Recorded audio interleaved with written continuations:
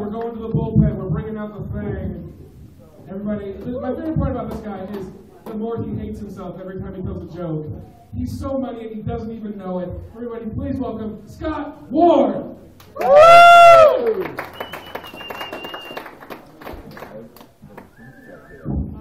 Thank you for sticking around and supporting live comedy or supporting cold beer. It doesn't matter. Anybody watching the Olympic coverage? Yeah. Okay. I was laying in bed the other day and I was watching weightlifting, and they said, coming up next, women's snatch. Right. Wow. How is this not the highest rated event ever? And how can I apply to be a judge on this? And then I found out it was a term, a weightlifting term. And then, appropriate enough, coming up next was the clean and jerk, which was ironic because I was actually doing the jerk and clean myself. And then I'm watching swimming, and they're setting all sorts of records. Like every event is a new Olympic record or a new world record. And you know what that means? That documentary about how mermaids are real maybe isn't that far off. So, yeah. What else do I have here? Speaking of masturbation. You know that awkward moment during masturbation when you look down and you see a WWJD bracelet? And then you realize it's not your wrist. Yeah, so that's awkward, exactly. So, I am married.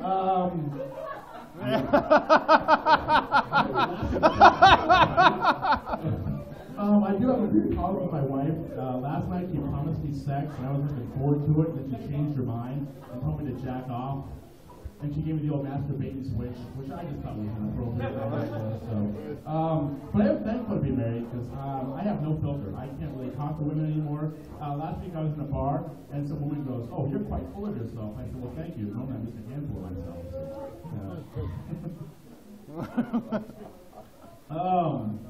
And I was talking to another girl just the other day in a bar, and a neighbor she hadn't seen for a while came up to her and goes, "Wow, you've grown. You're a spitting image of your mother." And I was a little disappointed. I'm thinking, damn, I wish she was more of a swallowing image.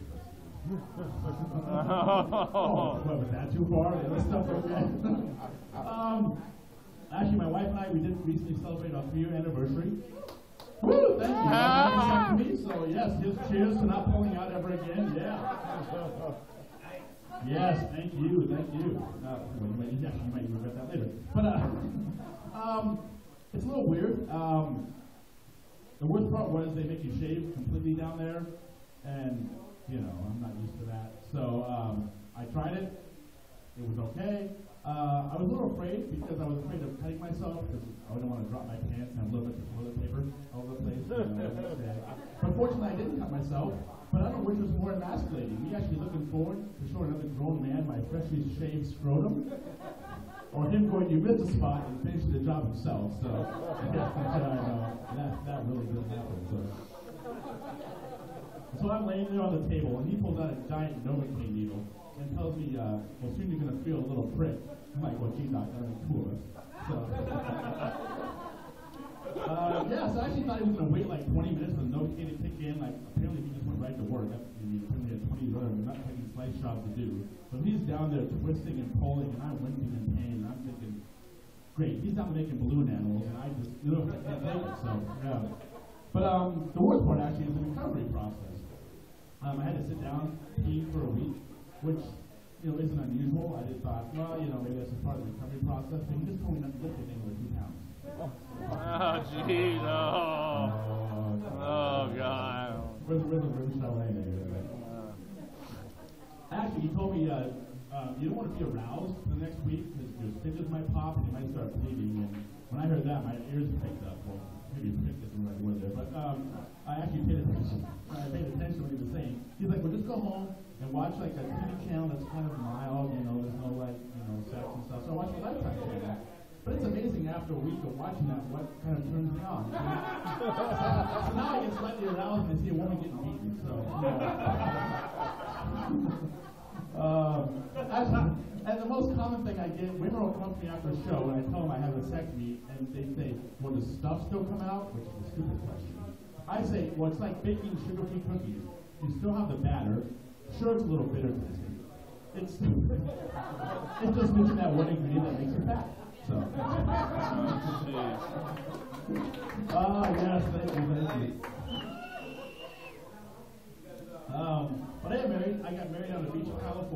we were actually one beach away from a nude beach, and that would have been awkward to get married on. I mean, can you imagine the priest like standing in front of him and going, "Do you take this woman to be your wife?" And then he looks down and has to take a step back and goes, "I'll take that as I do." So, and then he looks around, all the people gather around, and he's like, "Well, when I see that guy's the best man." So,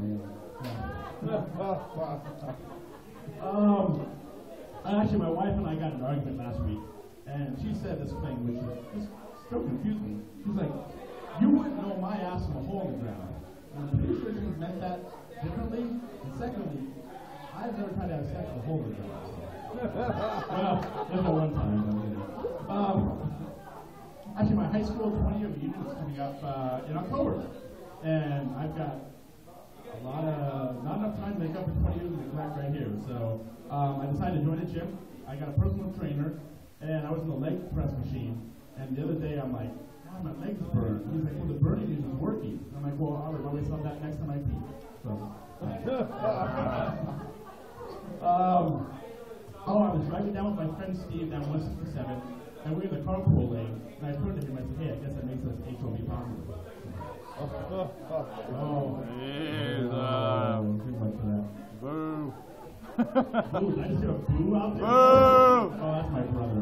I expect that much from him. At least it's from him. So, and then I saw that making a mini-series about the groundswell for the legalization of marijuana and how it relates to slavery, and they're going to call it Grassroots. Thank you. Jeez. I was at the gay bar over the weekend. I drank so much, I developed queer goggles. That's what I like to call it. That's when the drag queens start to look like Big Irish Jane, who was on stage earlier. That's very good. What else do I have to say about that? They had to do a study to see if gay men were just breastfed by women with really long nipples. I'm telling you, they should do that study. So,